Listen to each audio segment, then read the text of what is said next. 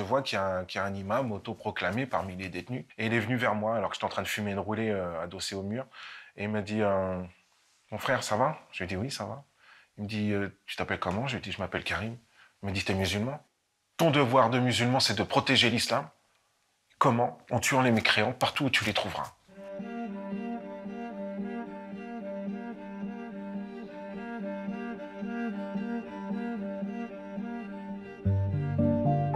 Je rentre en prison à Amiens en 1995 pour instigateur de vol à main armée. Et j'ai 18 ans. Quand les portes se referment derrière moi, j'ai véritablement la sensation d'être avalé par une superstructure de béton. J'ai l'impression que ma vie va basculer là-bas, que peut-être même je vais mourir là-bas.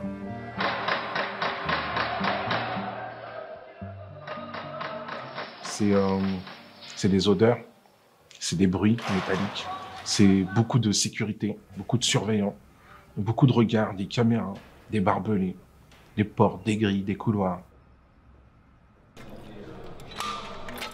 On a troqué mon nom contre un numéro. À partir de là, j'ai eu l'impression d'être un animal. Ouais. Quel numéro? 2336.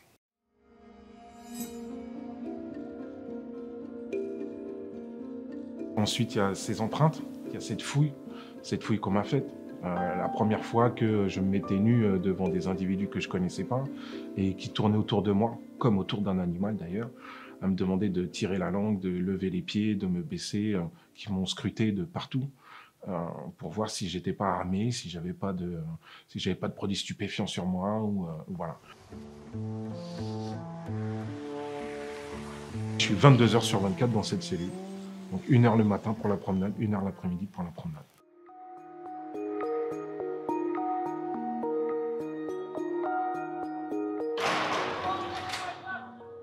Dans la promenade, je me suis mis contre le mur et j'ai observé. Et j'ai regardé les groupes fonctionner en me disant mais auxquels je vais appartenir.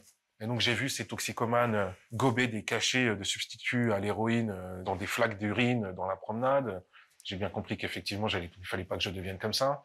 J'ai vu des jeunes jouer au foot, être des sportifs, etc. Mais en même temps, dealer, faire preuve de violence à 10, à sauter sur la tête de quelqu'un. J'ai compris que bon, j'allais certainement peut-être faire partir de ce groupe. Et puis j'ai vu un groupe d'individus qui priaient dans la promenade. Allahu Akbar. Allahu Akbar. Je pense que la religion, pour moi, peut être le dernier rempart à ma violence. Frère, s'il vous plaît, on s'installe. Et je vois qu'il y a un imam autoproclamé parmi les détenus qui conduit la prière, autour duquel tout le monde se tourne, tout le monde discute. Il a une emprise certaine, finalement, mais bienveillante. Je vois pas de violence dans ce groupe. Et il est venu vers moi alors que j'étais en train de fumer une roulée adossée au mur. Et il m'a dit, mon frère, ça va? Je lui ai dit, oui, ça va. Il me dit, tu t'appelles comment? Je lui ai dit, je m'appelle Karim. Il me dit, t'es musulman? Je lui ai dit, non, pas encore, mais j'aimerais bien. Il me dit, ben, il n'y a pas de problème, ça s'apprend.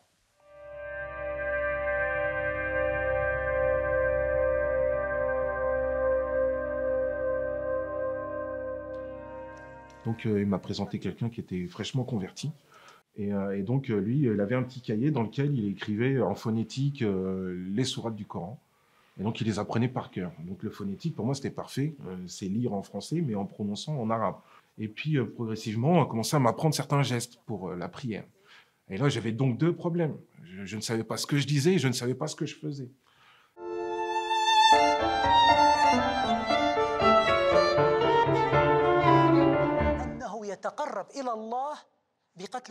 Il croit qu'il s'approche davantage de Dieu en tuant. Il croit qu'il s'approche davantage de Dieu en tuant. Il croit qu'il s'approche davantage de Dieu en tuant. Il croit qu'il s'approche davantage de Dieu en tuant. Davantage de Dieu en tuant. On a organisé un moment où on m'a converti, où je me suis converti.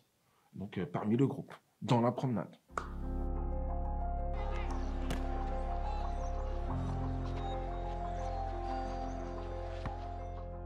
Donc en fait, au début, c'est plutôt une hygiène de vie. C'est une habitude à prendre. C'est le régime alimentaire. C'est la façon de considérer les autres, les mécréants. Donc le mécréant, c'est soit on essaie de le convertir, soit on l'évite. Donc voilà, tu ne peux pas le convertir, ben laisse tomber, écarte-toi de lui. C'est le diable.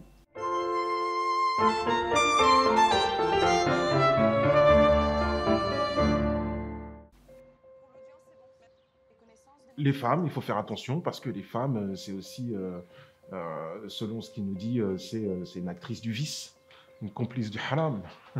Et du coup, elle peut amener l'homme à cette faiblesse qui est le sexe. Et donc, pour le sexe, on peut tout oublier. Et on peut oublier Dieu et la religion d'après cet imam.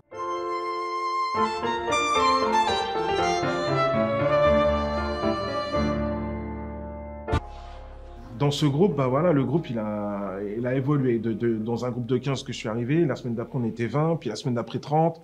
Ça a commencé à faire peur à la pénitentiaire. Donc elle a eu peur et elle a réagi. Elle a réagi en assurant des transferts collectifs pour casser le groupe. Et là, l'imam autoproclamé est venu me voir, et là, cette fois-ci, avec un regard que je n'avais jamais vu auparavant, avec une posture que je n'avais jamais vue auparavant. Agressif, violent, un regard noir, m'appelant à de la violence, chose qu'il n'avait jamais faite avant. En me disant, écoute Karim, maintenant tu es musulman, ton devoir de musulman, c'est de protéger l'islam. Comment? En tuant les mécréants partout où tu les trouveras.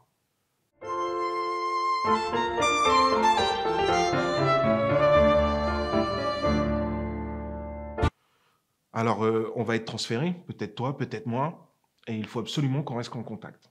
Tu restes en contact avec la personne que je t'ai donnée, et quand tu sortiras, il faudra aller t'entraîner. Je connais des gens pour ça. Et tu iras t'entraîner au Pakistan ou ailleurs, et ensuite, tu iras faire le djihad.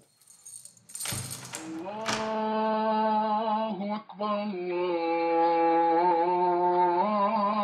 Akbar.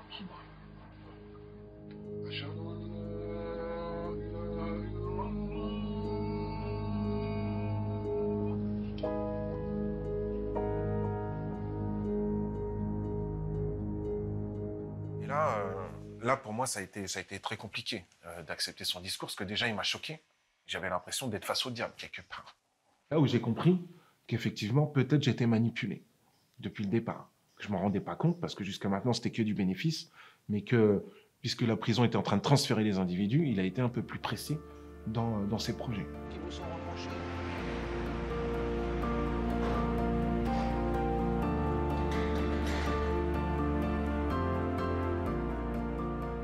À partir du moment où j'ai cassé avec lui, c'est terminé, je ne faisais plus partie du groupe, et 2 ou 3 jours après, il a été transféré.